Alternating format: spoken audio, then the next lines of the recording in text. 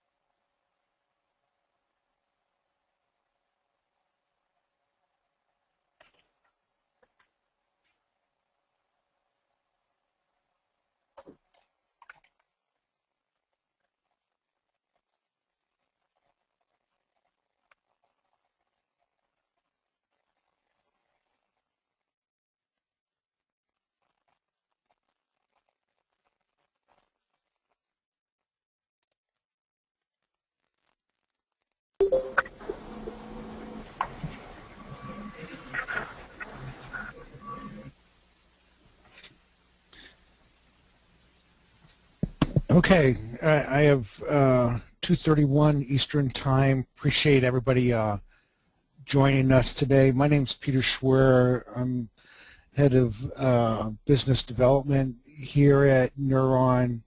On the phone from Neuron, we have Thomas Fountain, who's our Chief Technical Officer. He's going to be actually doing the presentation and demo. And we also have John Strong, who is our Vice President of Sales. We'll have an opportunity for question and answers at the end of the presentation.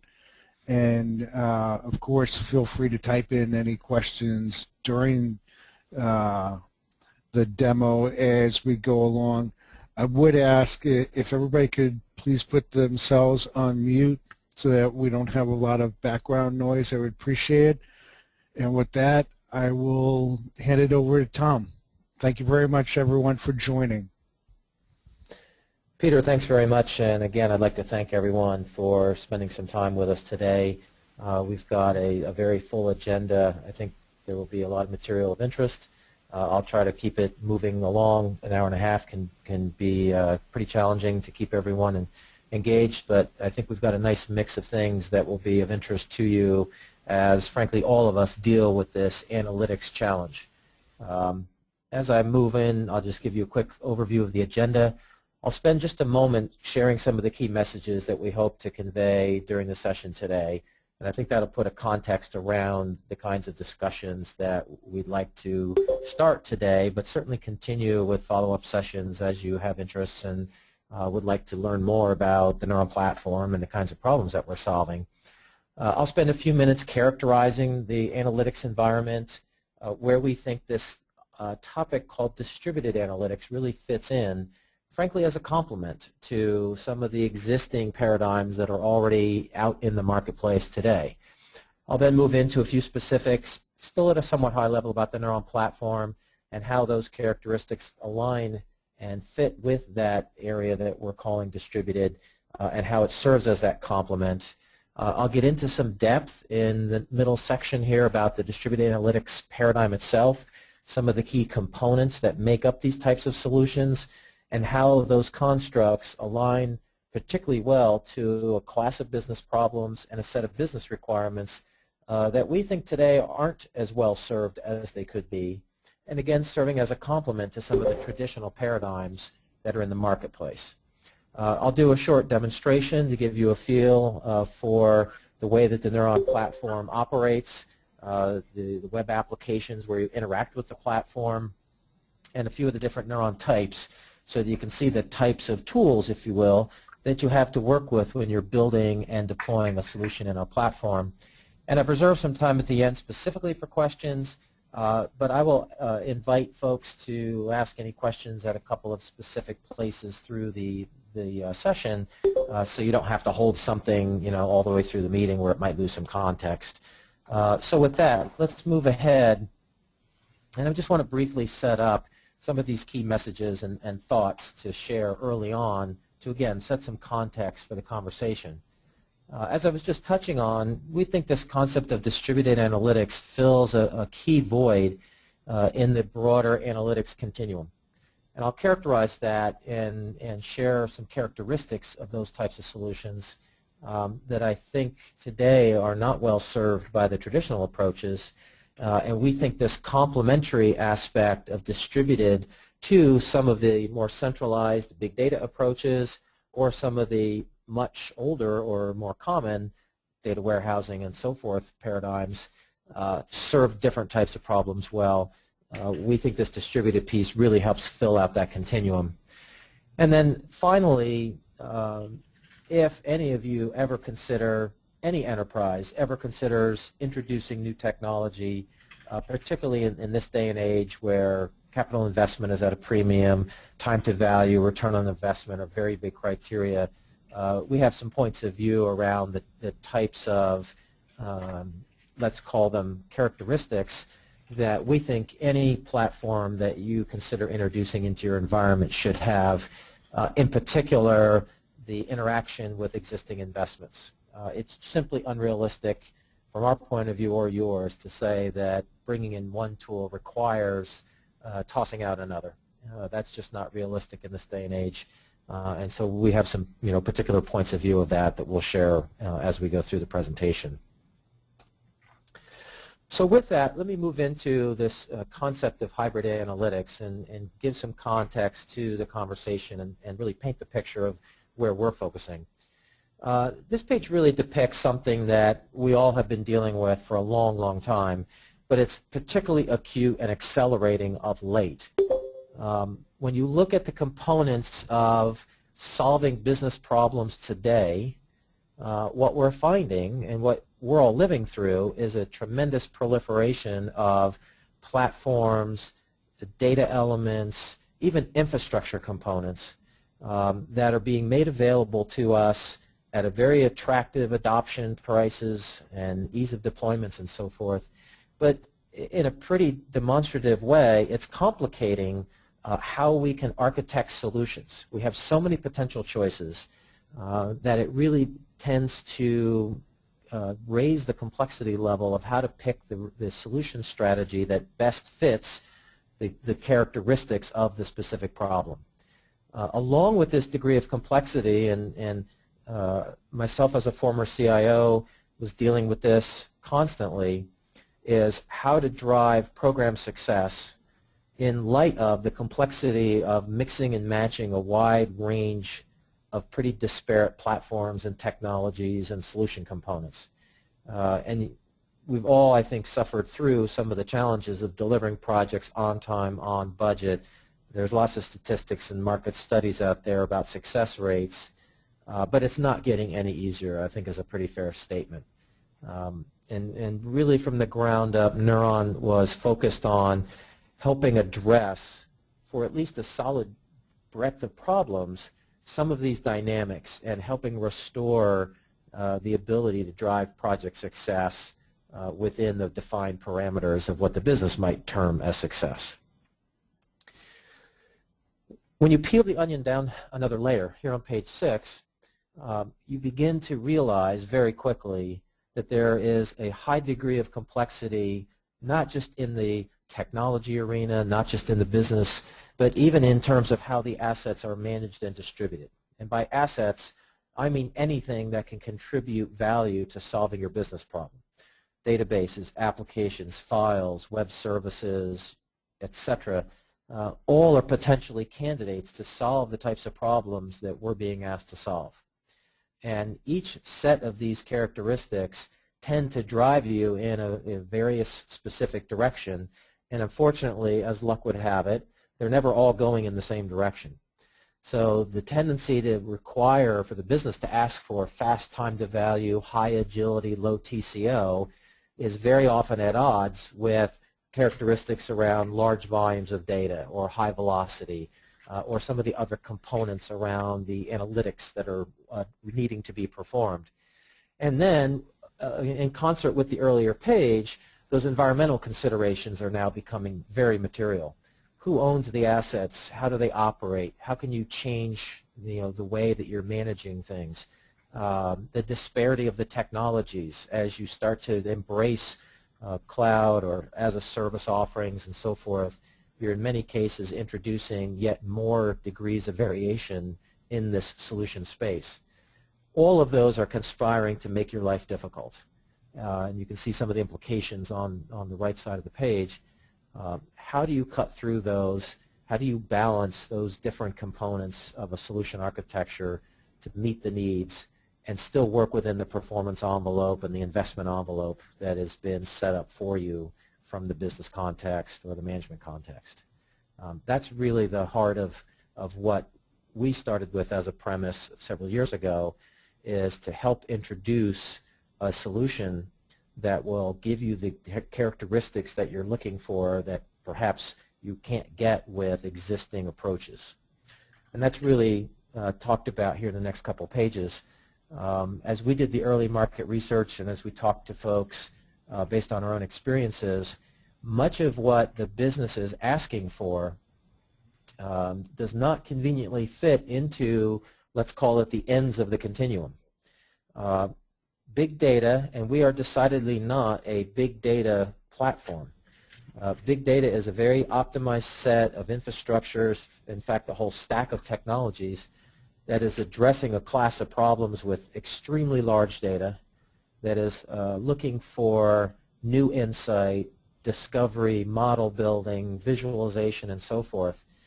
And clear at the other end of the continuum, you have a set of transactional systems that are running the business. But this middle ground is a very fertile area when people start to ask for solutions similar to what we've characterized here on the page. People want to bring together multiple points of value, something from some applications, some data from over here, some web services maybe out on the internet, some files or semi-structured data within the environment that was created by hand.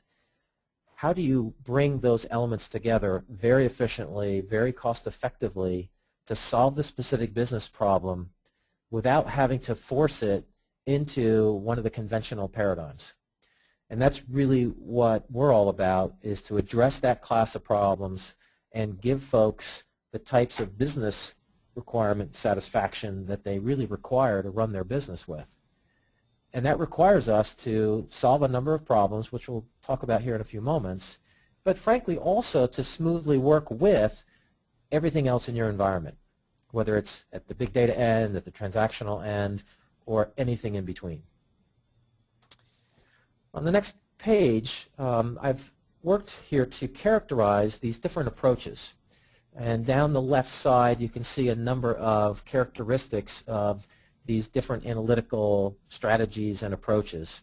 If I start on the far left, in what I would call more discovery-oriented analytics, as I touched on a moment ago, working with extremely high volumes, looking for new insight, building models, understanding correlations and causations, and very sophisticated analytics that really require dedicated tools, infrastructure, and frankly skills to be able to consume and create value in the form of insight. If I skip over for a moment and go more toward the right end of the continuum, we have some of the traditional BI capabilities where transactional history is being aggregated, people are performing query and reporting activities against that. That has certainly served the industry well for a long period of time. Neither of those approaches are typically very fast in terms of creating value, and there's also a degree of agility that can be very challenging for the types of fast turn requests that come from a business. I've included, just for completeness, this transactional and sure. Thank you for joining. The transactional support piece, is typically built into some of these ERP platforms. There's really not a lot of configurability or change that can be introduced, but it does serve a purpose in terms of helping execute business at a very tactical level. But if we shift our focus back to this area that I'm calling distributed analytics, there's really two specific use cases that we're talking about. The first is a term, we'll call it broad data, which I need to find who came up with that originally, but it's a good characterization of a class of business problems where, again, these sources of value are very distributed, typically even geographically, but disparate technology platforms, ownership in different parts of the organization, but the goal is to extract or interact in a way that will capitalize on that individual elements of value, bring those elements together very efficiently, and deliver a specific business solution. And so if you look at the lower portions of this diagram, you have different characteristics around time to value, TCO, agility, which is really our key design points as a platform. In contrast to some of the other approaches who frankly aren't optimized and weren't trying to optimize around those specific characteristics.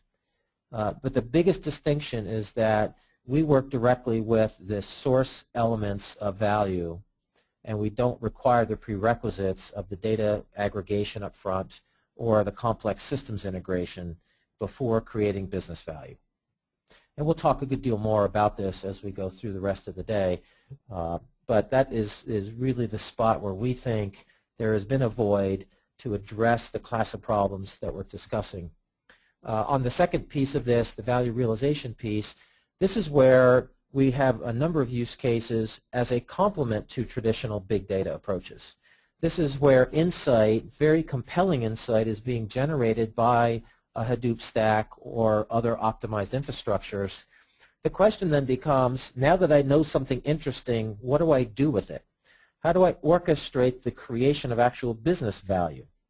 What we see in many business cases is that it requires further enrichment of that insight or interaction with other systems and applications to further explore what options I have in my business to take advantage of that new insight. And that requires a very flexible way to interact with different sources and translate that insight into something actionable or even actioned to realize that full value potential. So many of the same characteristics exist for that use case as in the broad data case, and our goal has been to address that specific void in this overall market. I'll shift a bit now and talk some specifics about the Neuron platform, and this will serve as some basic grounding in what we've done with our particular approach and have a bit of a discussion about some of the key characteristics and the way that we work within an environment. So here on page 10, this is a very high-level pictorial, And if you imagine we've got this neuron capability, which is effectively a platform. And what we focus on is both the development, deployment, and execution of these business solutions that are interacting with both internal and external sources to solve a specific business problem. We could do that in the form of some analysis. We could do that in the form of automating a process where many sources of value need to interplay to deliver a result. We could be a component of a broader business workflow and be kicked off by a BPM tool, and we'll complete our value-added portion of the work and return something back to the BPM tool so it can continue the operation that was already previously designed. Our goal is to drive value creation on an end-to-end basis in a very efficient manner, and as I mentioned earlier, very smoothly interoperate with the existing investments that you've made either inside your premise or, more and more, what you're investing in and partnering with outside of your premise. If I go one step below and get into our platform a little bit more specifically, there are specific design criteria that we set out for ourselves at the very beginning of the founding of the company to ensure that we could address that target market.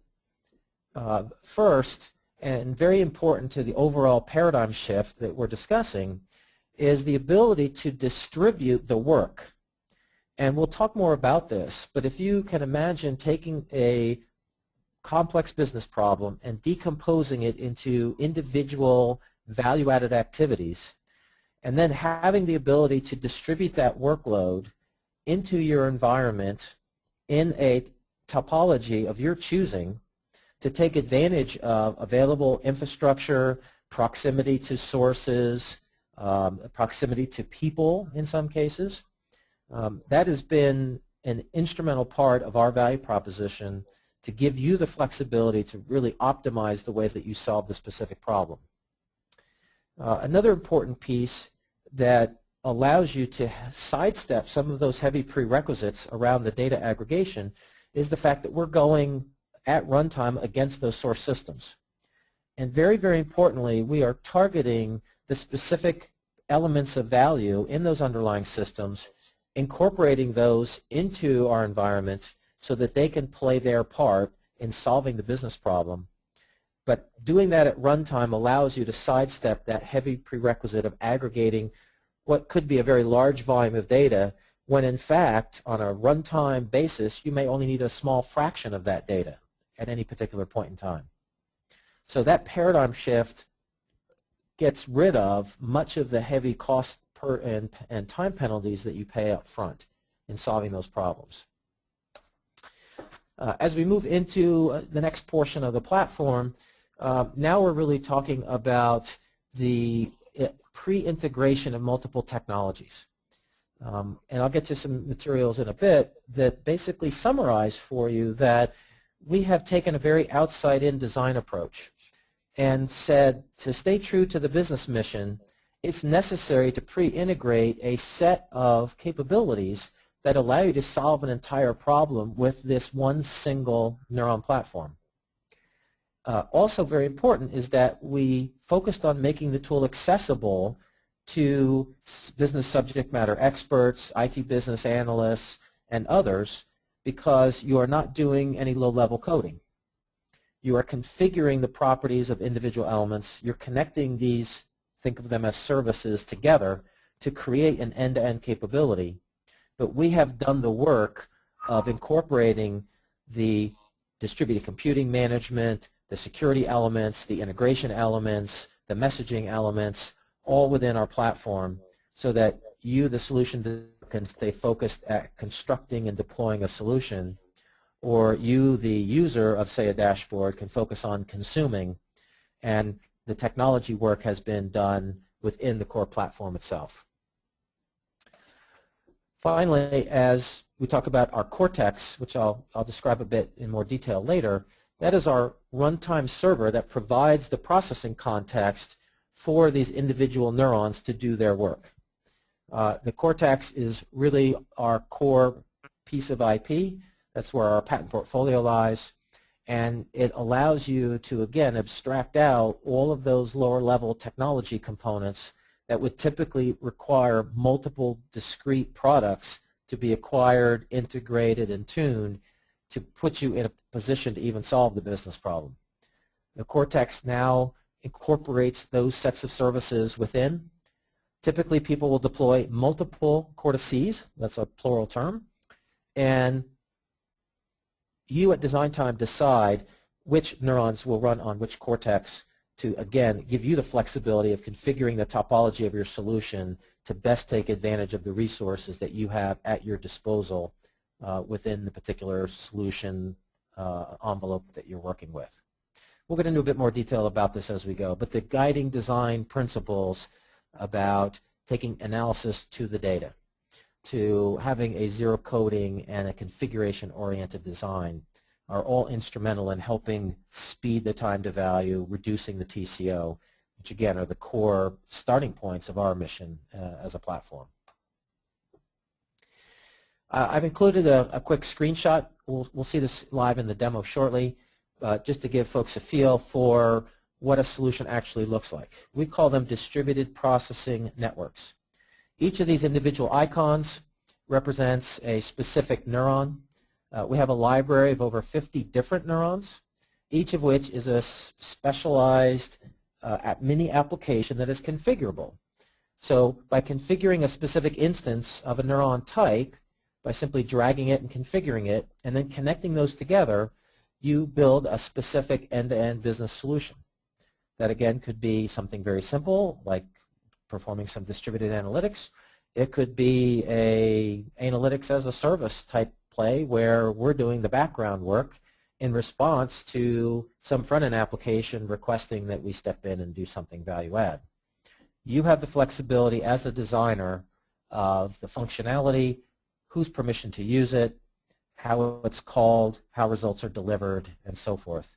And as I might have mentioned earlier, we do not automatically persist intermediate results at any point. You as the designer have the full flexibility of where and when and how you want to persist anything. We can write information out to your standard relational database, or we can simply pass it down the network for a subsequent neuron to perform its value-added step, or of course both of those alternatives.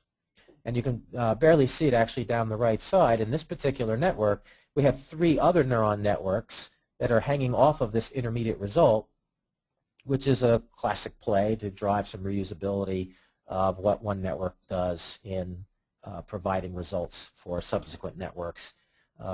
That extensibility is another key component of our value prop, so that you don't have to undo or redo projects you've already built.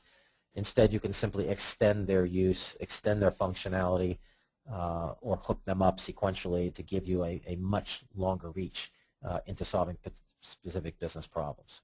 We'll get a bit more into neurons and the way that the networks work shortly. Page 13 is also a very important slide to reinforce the commitment that we talked about earlier about being a component of your enterprise.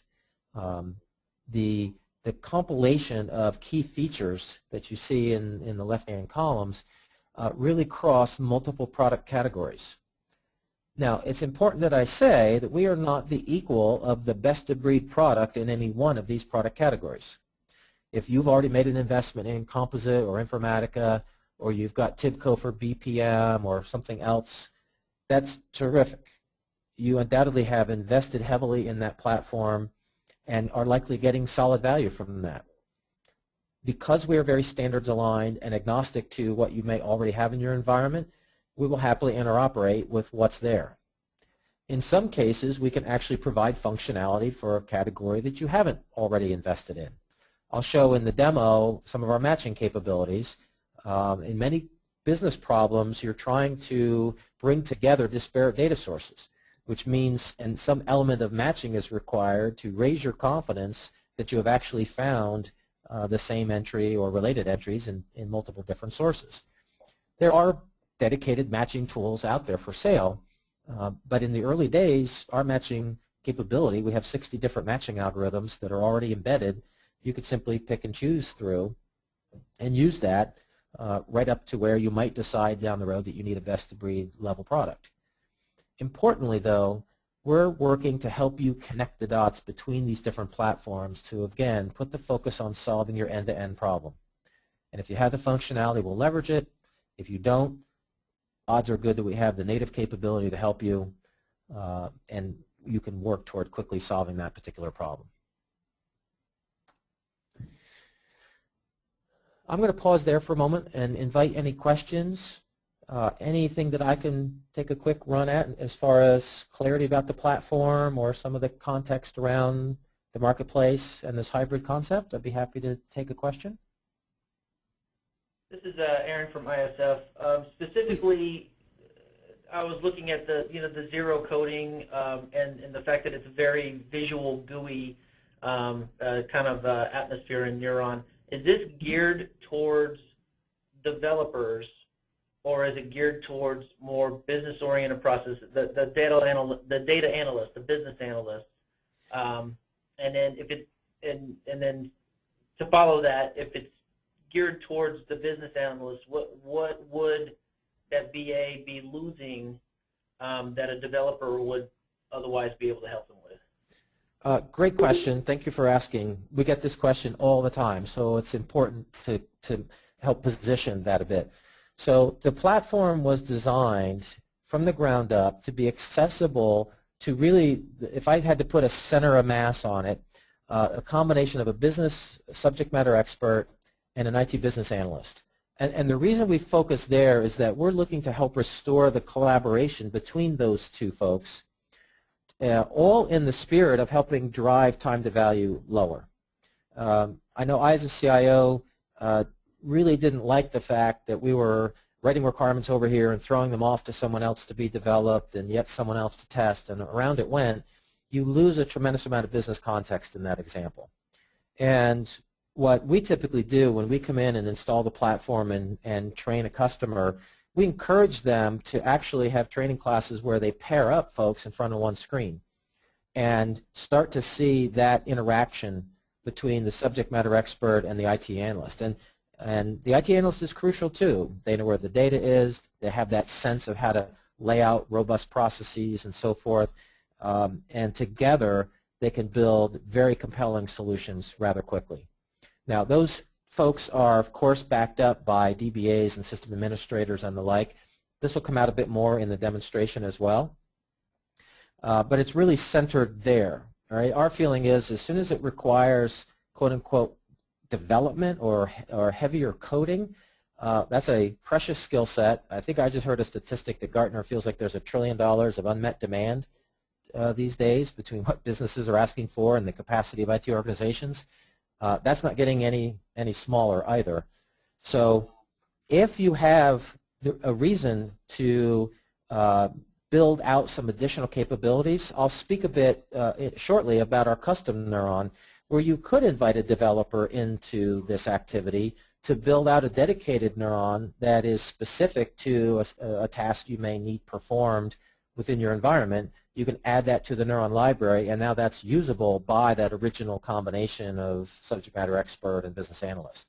So there's definitely a role for developers in this, but our real target is solving business problems with a logical, focused design activity in a collaborative way. Does that make sense? It does. Helpful. Thank you. Okay, great. And I'll keep weaving in some of that as well as we go. Okay. Thank you for that, and I'll certainly ask for some other questions throughout. So let's go and look at this distributed analytics a bit deeper, and this may help folks understand a bit more about the platform and the way it works. So let's build a little common vocabulary about the platform, the pieces, how they work together to solve these types of problems. It really starts with a neuron.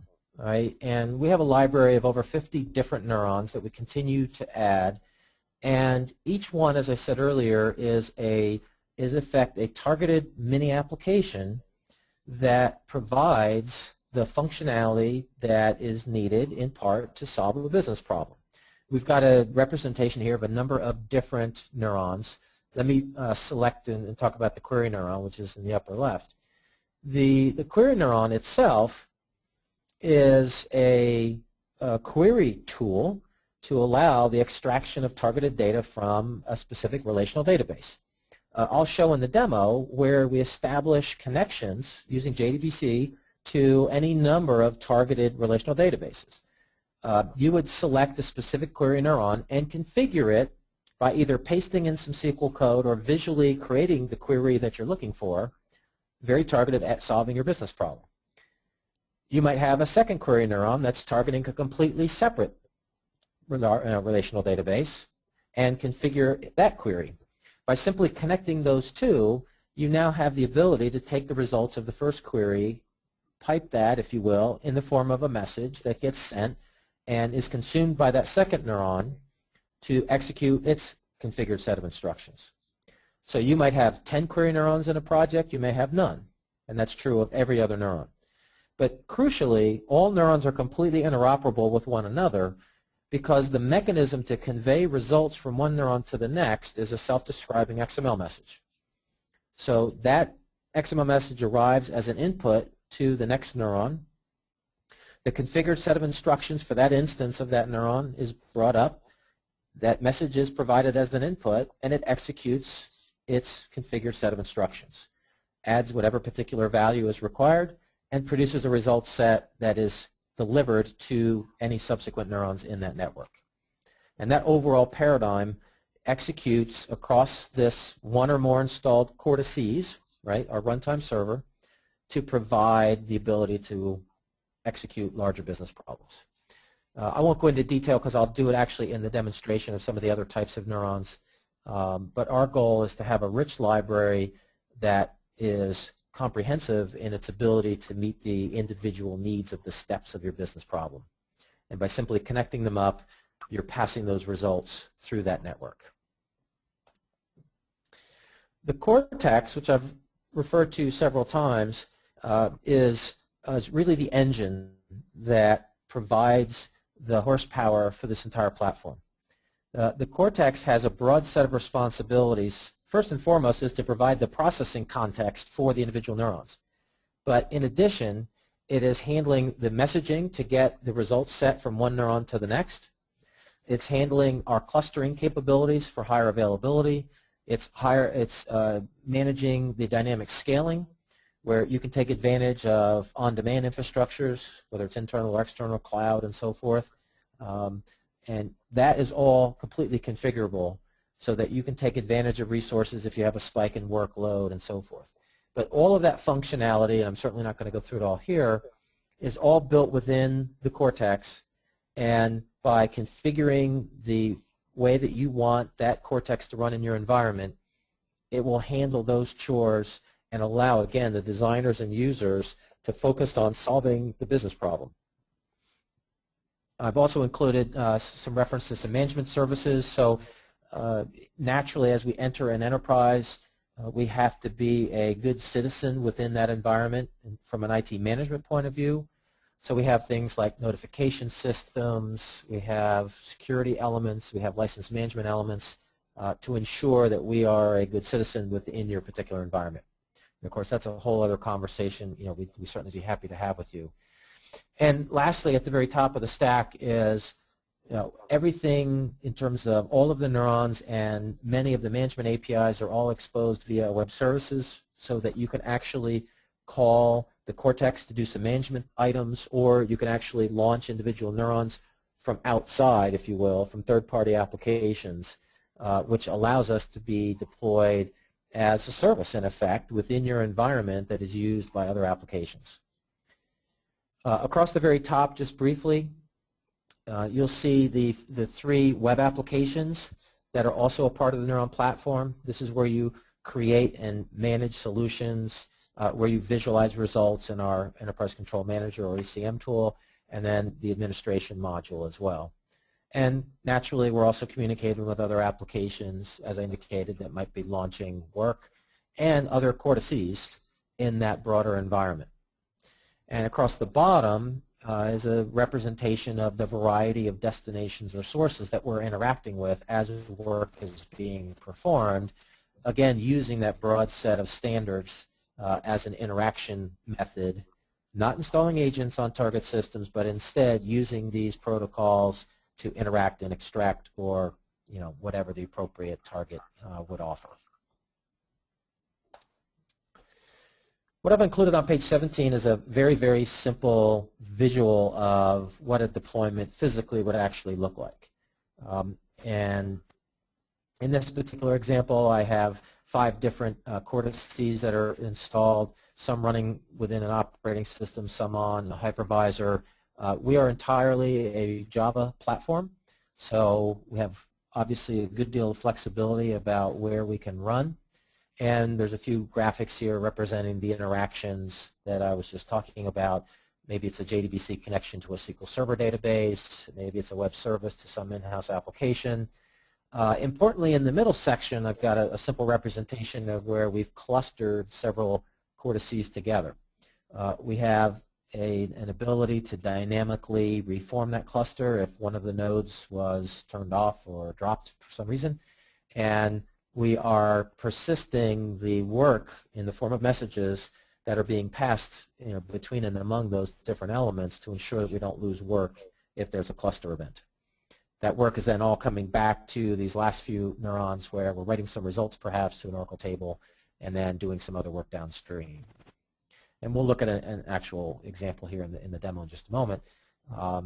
And an important point is that while it looks very simple in terms of the work that's being done on each of these cluster nodes, it could be arbitrarily complex. You might have 10 neurons sitting on each of the different cluster nodes doing a whole variety of application interactions, file parsing, web services calls, etc., to provide the scaling around an entire business solution across multiple nodes to solve, again, whatever the specific problem may be. On page 18, I've also included a graphic here that helps put Neuron into context with how many people are deploying us today. In this middle portion of the diagram, there's a representation here that certain neuron networks can be run at your choice, of course, on a scheduled basis. And those could run and do some pre-processing and generate and persist a set of results in that results repository, as an example, in the upper left corner, that are simply viewed through our dashboard or anyone's, and everybody's happy. Those are available according to a schedule. In the same context, however, you have the ability to do ad hoc or event-driven services that might be in response to specific user requests or demands.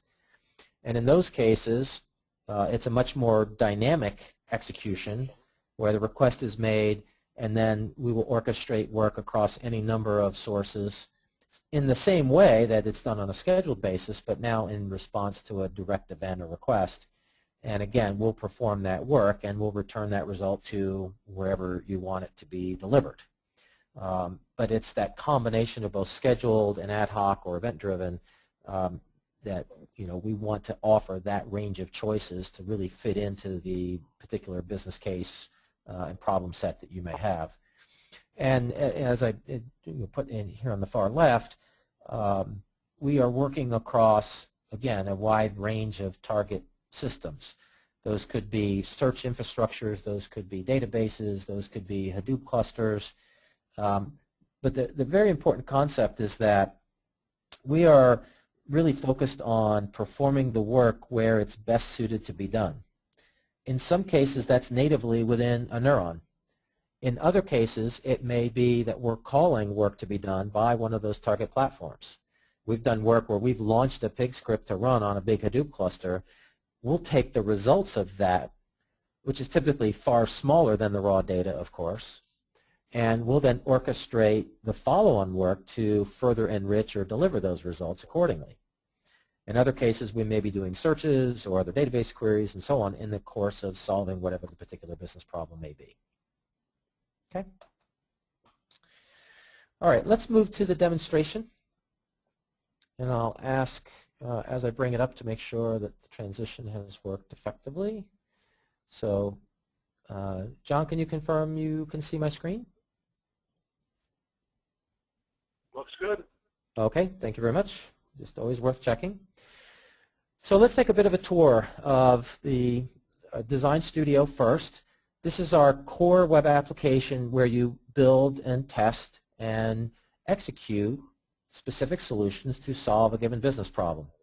So I'll give a general tour first, and then we'll dive into some of the specifics within this particular neuron network, as we call it. So within the Design Studio, this is a canvas, what we call the canvas, and not surprisingly, it looks like a BPM tool. Clearly, you're coordinating and orchestrating work to be performed. What's in part different is that different neurons are actually doing the work natively. It is not strictly calling other platforms to do the job and simply getting a signal complete, done, move on to the next.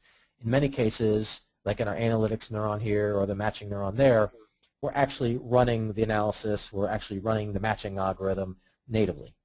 So you have the flexibility in terms of the assets you have at your disposal in your environment, or in a prototyping way, you might want to just do things very quickly within a neuron itself. One of the first things that I'll point out is our alias manager. Aliases is our name for a credentialed connection. And this gives us a point of control, gives you a point of control in terms of a system administrator establishing permissions for designers and users to utilize specific assets in your environment. So if I picked one particular type, which is a data source alias, you can see the specifics down here in terms of how I'm configuring that specific connection. Very importantly, this is where you select the type of database to be targeted, because as I mentioned earlier, we have the native JDBC drivers for a whole host of relational databases. So you simply pick your target out of that and then provide the appropriate credentials for this specific connection. Each alias is specifically permissioned to an individual or a group of designers for use in their particular solution. It gives you a point of control, and it allows you to manage access accordingly. Once you have those aliases established, you're ready to start building a network. And I'm going to work through this from basically left to right, and I'll pick a few select neurons out to give you a sense of how they're similar, how they're different. I'm going to start right on the far left with our schedule neuron. And our schedule neuron allows you to establish an execution schedule that meets the particular business need. So you'll see a set of common properties at the top, and then specific properties that are unique, in this case, to a schedule neuron. Here you can click through and set up execution days, holiday calendars, etc. Set this up to run every Monday morning at 6 a.m., whatever's appropriate, to meet the specific needs. And once that is configured, then every morning or every Monday morning at 6 a.m., the network, this particular network, will be launched. That allows you to set up schedules, obviously, and run specific work that will meet a specific need. And importantly, if I right-click on that same neuron, you can see there's a whole host of other actions besides the property. You can actually fire a neuron directly. That would be an example of an ad hoc execution. But we have, obviously, debug capabilities, the ability to move, and so forth, different neurons.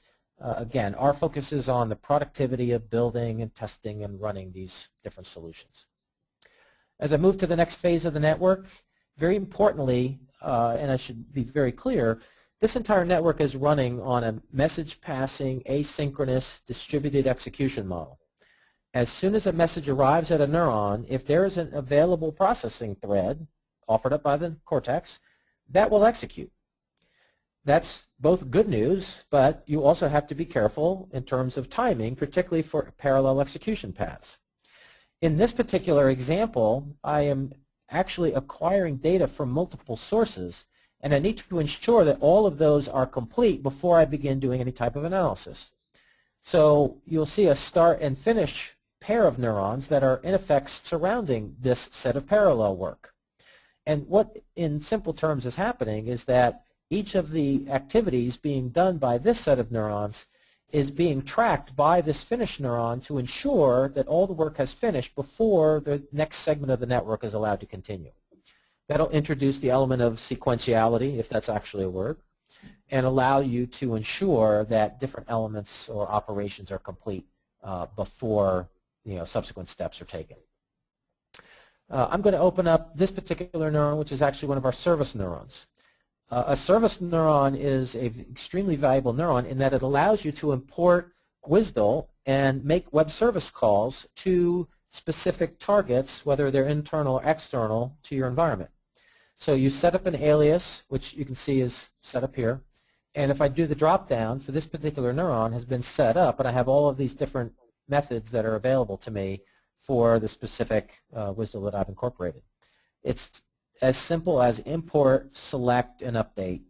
If you need parameters, then you can actually, I'm sorry, that's a different application that pops up randomly. You can actually configure the incoming elements of your message and provide those as inputs to the web service. And I'll show some examples of that shortly. Now, once that finished neuron completes, then this next segment can begin executing. I'm going to open up this matching neuron, and you'll see there's a very small set of properties in a matching neuron.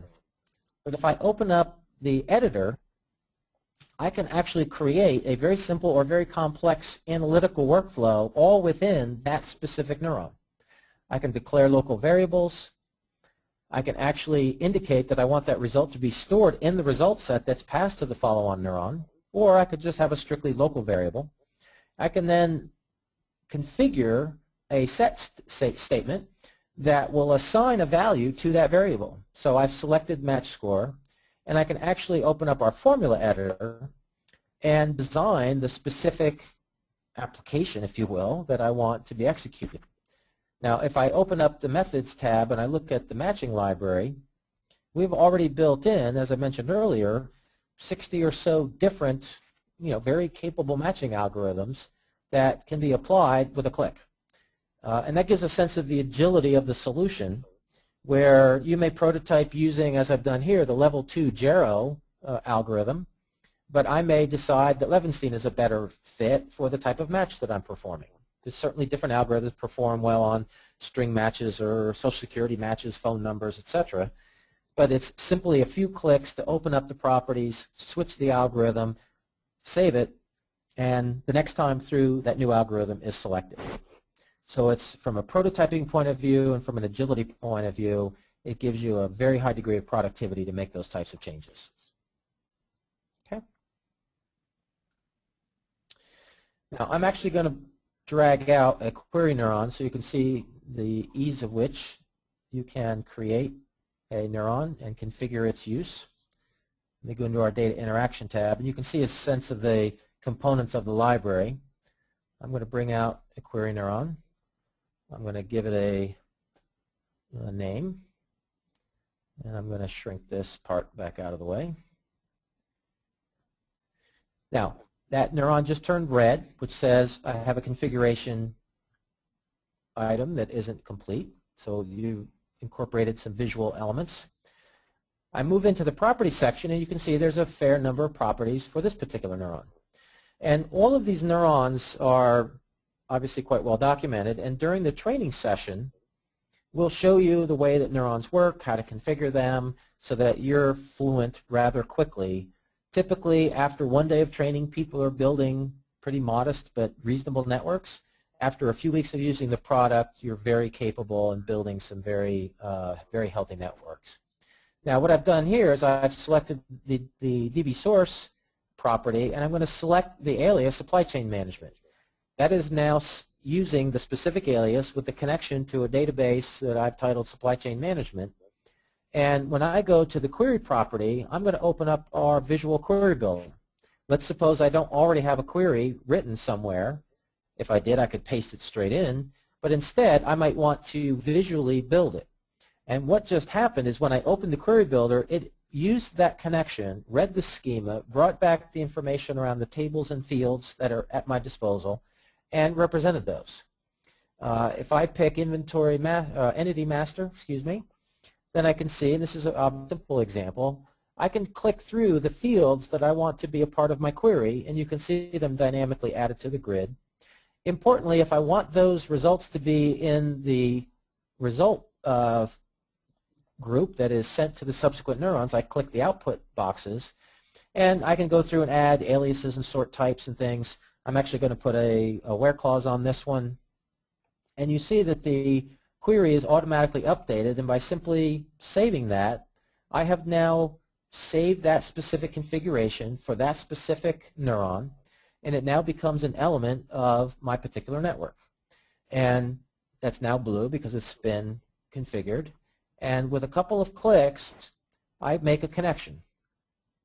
And that simple two-click sequence has, behind the scenes, now created a linkage in the form of a message that will be passed at runtime with the results of my query and sending those results as inputs to this matching neuron.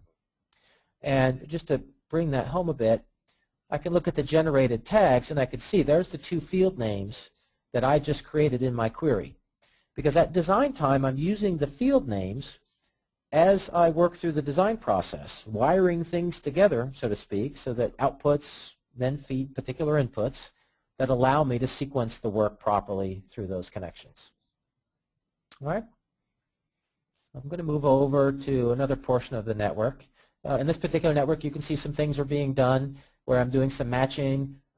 Typically, when I'm getting data from multiple sources, I'll want to do some validation against some master data. Once I'm happy with that, I typically would do some pre-processing with our analytics neuron. I could certainly call other applications or other infrastructures to do some work. I could point them at particular data. I could deliver data to them. Again, flexibility is really paramount. In this section, I have a set of parallel operations around doing some predictive modeling. Now, importantly, and I really should have stressed this early on, if you think of the analogy of basic science versus or basic research versus applied research, think of Neuron as really an applied analytics analog.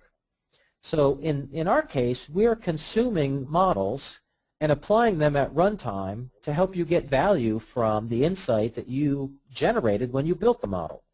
So our predictive model neuron, which I'll open up, allows you to import in a very simple way. I've got a PMML model. And by simply importing that model, it now turns into an executable in that many seconds that I can apply in the midst of my workflow. And I take those results, and in this case, I'm actually persisting those to a SQL Server database, as an example, because I want to track those, save those, use them in other places, whatever it may be. But I can launch this series of models. I've got one predicting inventory, predicting quality, and such, to round out my understanding in a predictive way of this particular use case. Again, in this case, I was collecting data from multiple distributors. I'm trying to understand what's going on in their relative inventories and transactions of inventory, et cetera, because I don't want them to run out of inventory. That's my paramount objective as a business, but yet I don't want them to be overstocked as well. So by looking at a series of current and past information, I can do some predictive work with some models that I've generated from any number of other sources.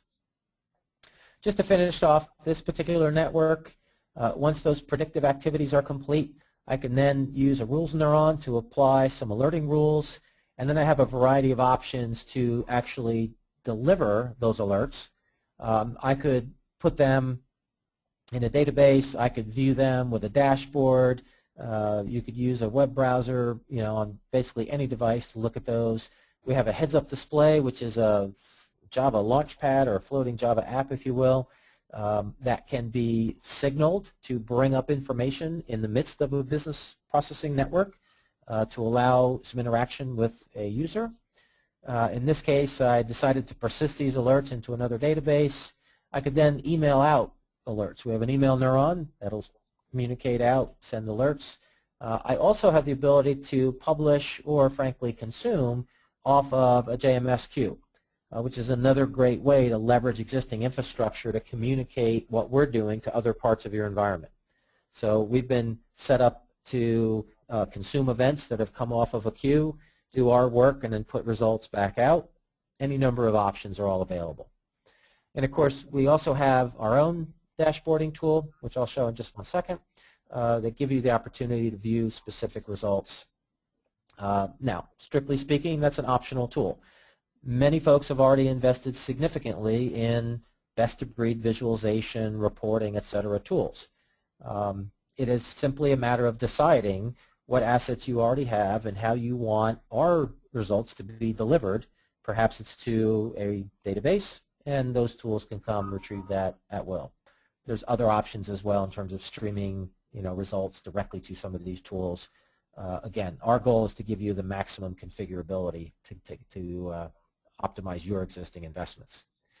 I'll quickly bring up our dashboard, and I've got some of the extras here shown. Just very quickly, it's very simple to create dashboards. I'm sure this is very familiar to folks. We have a set of widgets that can be dragged and dropped out onto the screen. And if I put those away, once you've brought a particular widget out, then you have a whole host of configurability options, so the look and feel, colors, etc. Put that away, and you can draw dashboards. And very importantly, I'm going to flip this one around. This is a somewhat unique aspect. We have the ability to expose parameters of the design on the back of one or more widgets. So if you as the designer decide to give visibility to a user, you can give them control over specific parameters, or in fact, you can actually give them the controls to fire an entire network. Now, that is particularly useful, particularly for designers who want to visualize their results, perhaps experiment with different thresholds. We even have the ability that we could put a slider in here and change a value of, say, a threshold, and a query can be configured. It will pop up and say, if you change the slider by this much, it will change some aspect of your problem by X amount and impact your business by Y amount. So it's in effect a dynamic what-if capability that you can experiment with before you accept the change and make that a configuration delta to your specific environment. So that's a particularly useful integration, if you will, between the dashboarding tool and the Design Studio. And as I mentioned earlier, all of these elements are configurable from a security point of view. You can have specific users with the ability to view only. You can give others the ability to flip those widgets around. And certainly back in the Design Studio, you can assign all kinds of permissions naturally at a group level, at an individual level, and allow people. In fact, you could limit it to where only certain people can access certain types of neurons, if that's your decision. And one other one that may be a question that people have in their mind, if there's some DBAs or folks who in the data management space, one of the initial reactions is often, hey, wait a minute, I'm not going to let just anybody start dropping queries against my particular database, because it's very easy, as you've seen here, when I created this particular query neuron. What often happens in an enterprise scenario is instead of the DBAs being nervous or concerned, they become a part of the solution, which is give them the control, let them create, in effect, a data as a service structure where they control the queries against their databases. They can optimize that SQL. They can we have capabilities where you can throttle the level of demand so that it doesn't overrun the capabilities of your database, and then permission out those results or access to those results to the select designers who want to build the rest of the solution network. So there's a whole conversation around those different elements of how to manage performance and so forth. A great deal of configurability exists to support that. Okay? While I switch back over, why don't I see if there's any questions on the tools and the conversation around different neuron types. I'd be happy to take a question or two.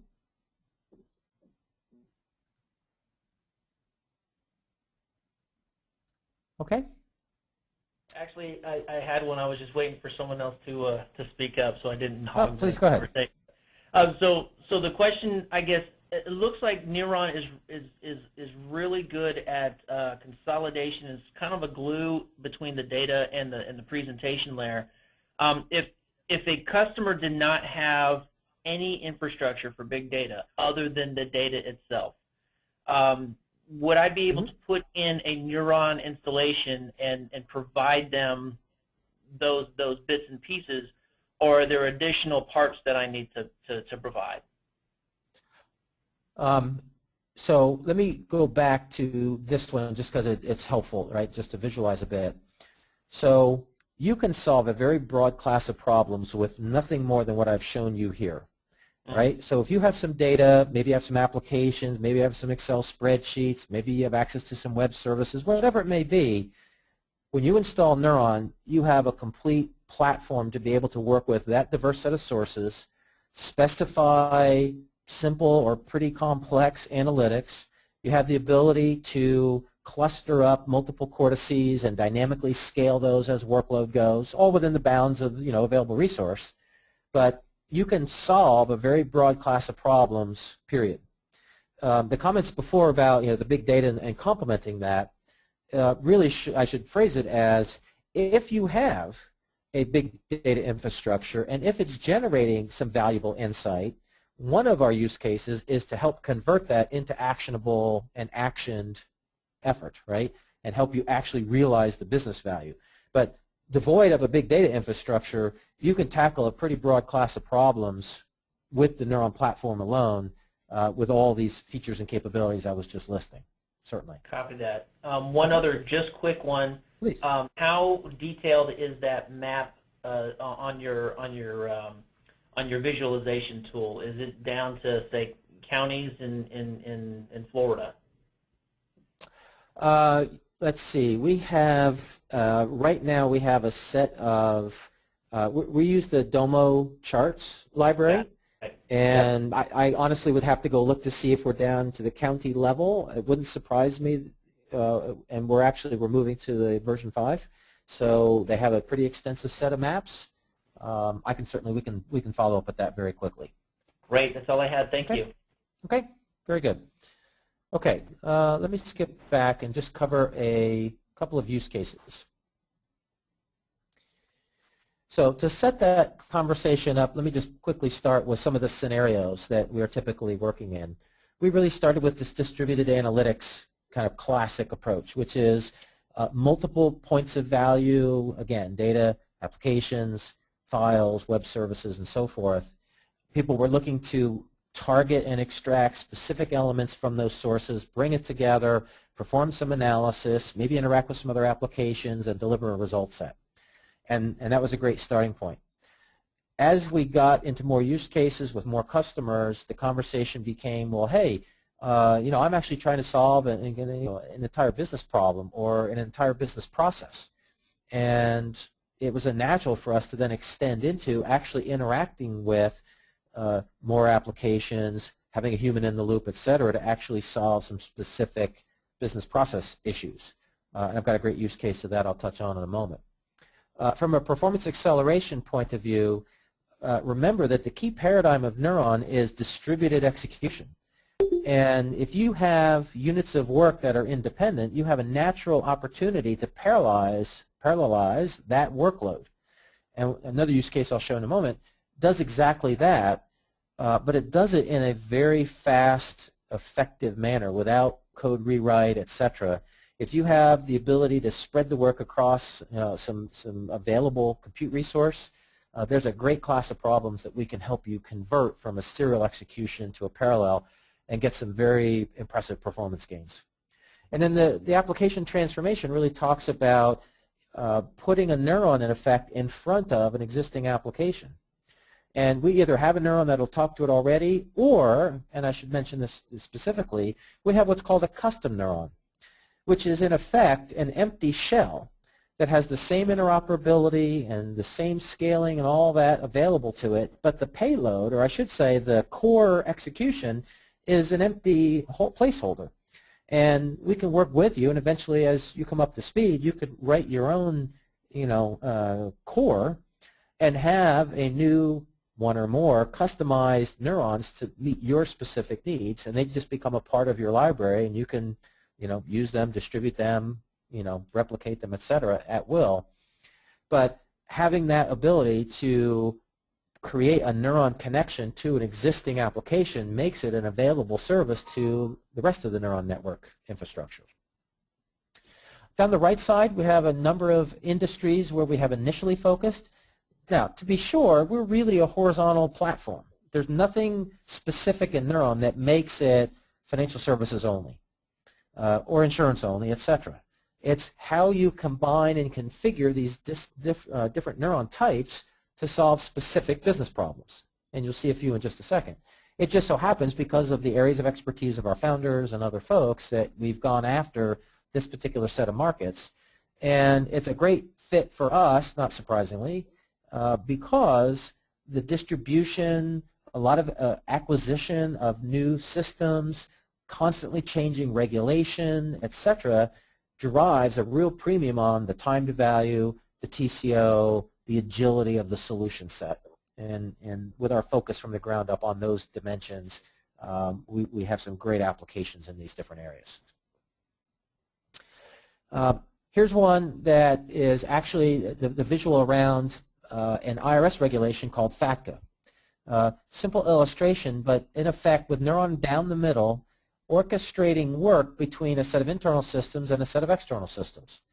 In the early stages, we're acquiring customer records from different systems in different geographies. FATCA, as a regulation, requires banks to know their customers. All of the accounts of a given customer need to be tied properly to that one physical person, and the bank is responsible for knowing that that is a U.S. citizen or not, and whether their aggregate account balances make them subject to this particular regulation. If the banks don't succeed at this, they are on the hook to pay the penalties. So it's a very important regulation for banks. Everyone's scrambling now to become compliant. This solution was actually built with PricewaterhouseCoopers, which is a partner of ours. They brought their subject matter expertise and in effect created a packaged solution out of a series of neurons in the form of a network that they can use as a solution accelerator to help banks become FATCA compliant. Naturally, when you land such a package in a customer environment, you'll have to do some customization. The sources are going to be a little different, the destinations are going to be a little different, maybe there's some tweaks and so forth, but our focus on agility and configurability make that process very effective and allows that particular customer project to be tuned very quickly to what's unique about that installation. But the work as it continues down this sequence is interacting with some source systems. It's doing some matching to figure out that Thomas Fountain and TC Fountain and so on are all the same person. If we can't resolve those, then they might kick out and create a BPM request for remediation activity. Once we're satisfied that we've accomplished a match with the sufficient threshold confidence, then we're persisting that into a database so that that can be used for not just FATCA purposes, but other applications. We're actually pulling in some information from some other products that help in the process of reconciling accounts. We then move, once we have that gold copy list of folks, we have to determine if they're U.S. citizens or not, and there we're interacting with a variety of other document management systems and the like, where your credentials have been provided when you signed up for an account with a bank, and we're accessing those other items to help us discern if you're a U.S. citizen or not. Again, we're working with some outside systems that are helping enrich that investigation, and ultimately we're determining if that individual is not only a U.S. citizen but subject to the withholding. If there are issues, and that could be defined by you, then certain cases are being kicked out, and we're using the API of the case management tool to create a case that needs further investigation. And we're generating the specific reports and interfacing with the reporting system at the IRS to receive that upload, if you will. We have dashboards within our tool about the process and the results. You could certainly also use other internal platforms to view results. Certainly your choice. This is another example, and this is really the complementary example where we have a big data infrastructure involved. The prior example, absolutely not a big data infrastructure involved. Just existing sources of different flavors and types that are all being leveraged to solve a problem. Here in a bank or other financial services institutions, there's a constant challenge to stay a step ahead of money launderers. And that if you may be familiar with what is traditionally done, which is depicted in blue, transaction monitoring systems are generating alerts based on a set of algorithms, typically outlier detection and so forth, to understand potentially fraudulent or illegal activities. Those alerts are being driven into a case management system. The traditional approach has been that analysts will manually open a case in a case management tool and begin investigating that case to determine, is it a false positive or an actual case of fraud or potential case of fraud, and thus should be forwarded to the official investigation unit. In the process of doing that, you have a whole collection of secondary systems, both internal and external potentially, that are being consulted by that individual analyst. And for many of you who have done automated business processes and so on, it's sometimes hard to imagine that this is all being done manually. But it is, and it's taking at least 30 minutes, if not an hour, to disposition just a single case. And large global banks are generating thousands of cases per day. And you end up with literally an army of people who are required to sit and go through these cases one after another. And we went to a particular bank in the beginning, and we said, well, hold on a moment. Is that the way that you want to be solving this problem when it's terribly manually intensive? It's getting harder and harder to find good analysts because so many banks are hiring so many analysts. And very, very importantly, from a regulatory or regulator point of view, the inconsistency perhaps of how alerts are being dispositioned could be a real issue. So what we proposed and actually executed is putting in a neuron network that in one manifestation is watching for a case being opened by the analyst. We can observe that event, and it kicks off a neuron network in the background which takes information out of the case management system using the API of that platform, and then uses that retrieved information to go query or interact with these databases or applications in the environment or outside and make a determination of what data should be retrieved according to the configured set of instructions, bringing all of that information back together. And what Neuron does is gather that information automatically and actually apply a best practice scoring algorithm rather than having the analyst do it based on their own unique experience. Out of that, we generate a specific recommendation that we pop up as an overlay to the case management tool with a recommendation based on the confidence level versus a threshold that was set by the process owner. We then give them the ability to view all the collected data from these disparate support systems and validate whether or not they agree with the recommendation. And we offer a couple of action buttons at the bottom of that pop-up that say agree or disagree, basically, and you can include a note or some other comment. And by clicking on that, it will close the case for you back in the case management tool, and it will log all of that collected data into an audit database for the regulators to view or for, follow-on, process improvement or model improvement. And then we, deliver that to dashboards or any number of other destinations. We have taken what is typically a 30-minute process down to about 30 seconds, which not only drives tremendous productivity for the bank, but greatly pleases the regulators who now see a consistent, documented way of dispositioning alerts that is applied repetitively case after case after case. One quick last case is the example I gave just briefly earlier, where an application had been built several years ago, very rigorous calculation engine that was performing risk analysis for different portfolios around investments. And over the course of time, the volume of business had grown and the complexity of the work had grown to where it was taking about 3 hours in a batch type of way to execute that workload nightly. And unfortunately, the bank was out of time. They wanted to grow their business further. They wanted to actually even add more analytics and so forth to that routine. But they didn't want to face a potential rewrite of the entire application. And so they looked at a new way of doing business, if you will.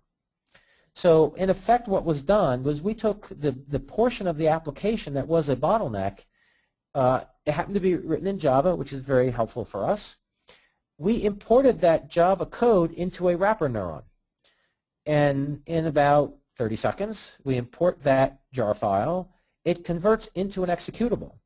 We then replicated that neuron multiple times and spread those across multiple cortices that were clustered together. Now, as units of work arrive, whether they're ad hoc or scheduled, the dispatcher will spread that work across those replicated instances. Now, each of those instances is still writing to the same back-end database, which you've got to pay attention and make sure it can keep up with a much higher write rate, because now the work is being done, in 5, 6, however many places. But in fact, the database wasn't even close to a bottleneck in this. It was this individual execution engine. So in a matter of a few weeks, we imported, replicated, distributed, and wired up this workflow and took what ran in just over 3 hours down to 12 minutes.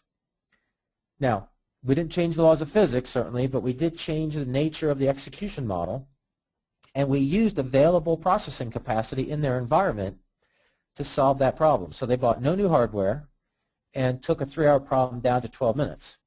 The funny part of the story, maybe not for them, is they had, by the time we finished, they had already placed an order, not knowing how we were going to turn out, for about $2 million of additional hardware. So they wheeled in this hardware, and in the original case, it took now an hour to run rather than 3 hours. So 2/3 improvement's not bad for a $2 million piece of hardware. Still not up to our 12 minutes, or I should say down to our 12 minutes. And on the new hardware, we ran in about 3 minutes, which sounds almost impossible, but when you realize that we can spread that work, we can even dynamically scale up and add additional nodes in that environment in response to an escalating workload, you can imagine a very significant speed up, in that execution time. And of course, they're thrilled. They can now convert other applications in the same style. They can grow their business. They can add more complexity in the engine and so forth. Okay. My last slide is just very quickly about some adoption considerations. And this is a conversation that we'll typically have with an enterprise who has some interest in the platform and wants to understand some of the dynamics.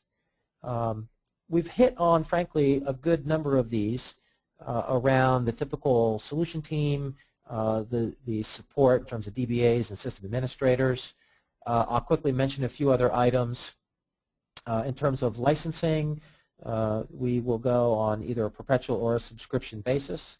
We're looking at hosted options. Probably a partner of ours would host, but then we would move into adding also consumption-based billing. That's perfectly fine. From a deployment perspective, we offer training and product support. We will also train not just you, but we will, if you wish, train your partners. We are not a company with a big services bench. That's not our model. We are very happy to work with customers and partners alike so that the right subject matter expertise, the right scale of support and so on can be provided. We stand tall behind the product and support it, at the platform, and we certainly provide advice and guidance on, advanced design techniques and the building of a custom neuron and the like. I think I've hit on most of the other items in terms of architecture. Being agnostic and aligned from a standards point of view is critical to ensure that we can work within your environment. And from a deployment point of view, the installation takes 1 to 2 hours. It's a very straightforward install. That includes the Cortex, it includes the web applications, and the platform itself is used through the training process. 1 full day for entry-level training, another full day for more advanced users and administrators. So with that, I think I'll stop there to make sure we have a few minutes left for additional questions. Happy to take any question in any area at this point. Thank you.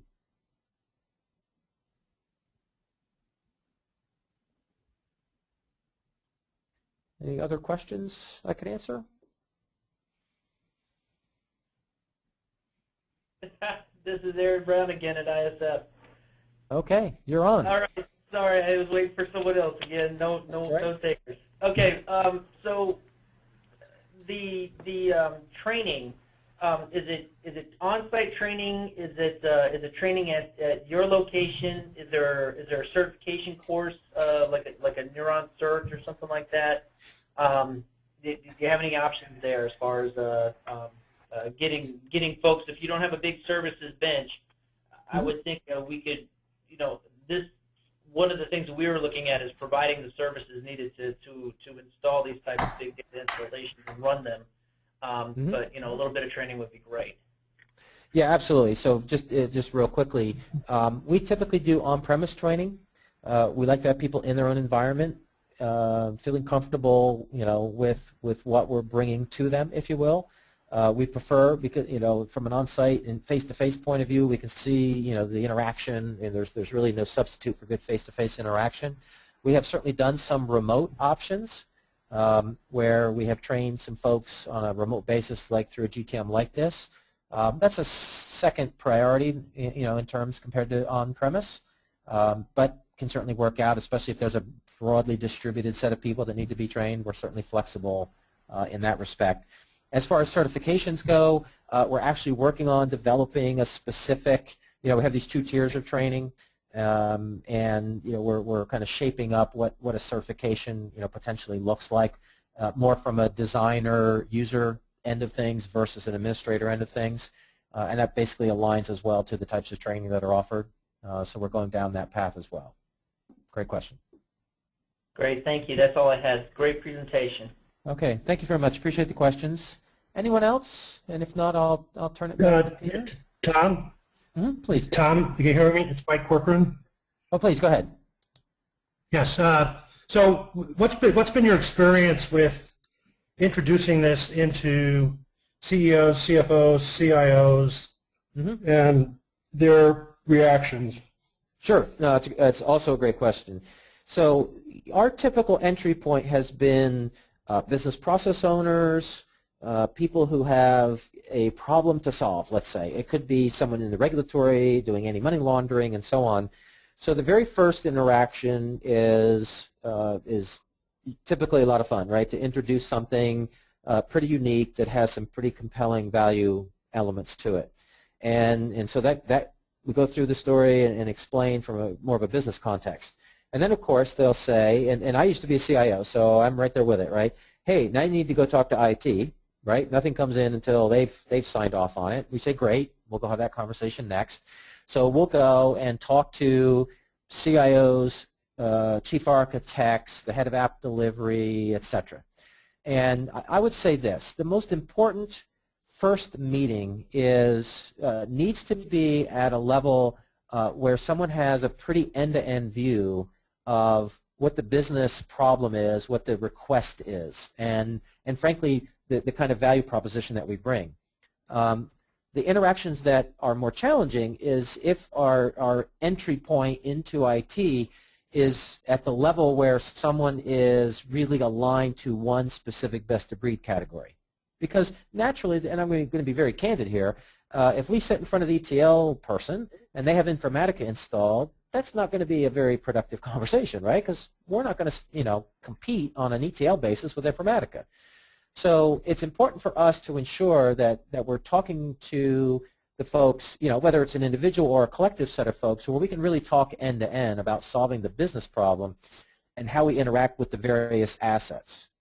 And as I touched on just briefly in a couple of places, bringing forth a lot of the enterprise features of the Cortex and so on in terms of manageability, security, scaling, high availability, and so on, really helps reduce some of the, the natural, barriers that would exist on any time a new platform knocks on the door. So those conversations, we work through those with the right individuals, the right groups of folks. Our typical next step after that is a proof of concept on-site, in your environment, to demonstrate, right, the value proposition, the way that we interact with your specific sources and destinations, how we blend in with your security models, your other assets, how we train your people, and so forth. And at that point, we have a very high success rate of converting proof of concepts into licenses and beyond. Does that help a bit? Yes, that's helpful. Thank you. Terrific. Thank you much for the question. Anyone else? Okay. Peter, if you want to wrap us up, I'd appreciate that. And again, thank you everyone for your time. I appreciate the extended time commitment to help to have a look. Peter, please. Yeah, again, thanks a lot, Tom. Great presentation as always. Either myself or John Strong will be following up with everybody. I put my email address and telephone number in the message window. Feel free to drop me a note or give me a call if you have any specific questions before I reach back out to you. But certainly, you know, if you saw something that you liked today and you want more in-depth discussions, because it's really hard to cover everything in an hour and a half or so, we can set that up. But I really appreciate everybody taking the time today to take a look at Neuron. And with that, I guess we can call it then, unless anybody else have any final questions. All right. Well, everybody have a great weekend, and look forward to speaking with you in the future. Thank you, everyone. Thank you. Have a great one. All right, bye. Thank you.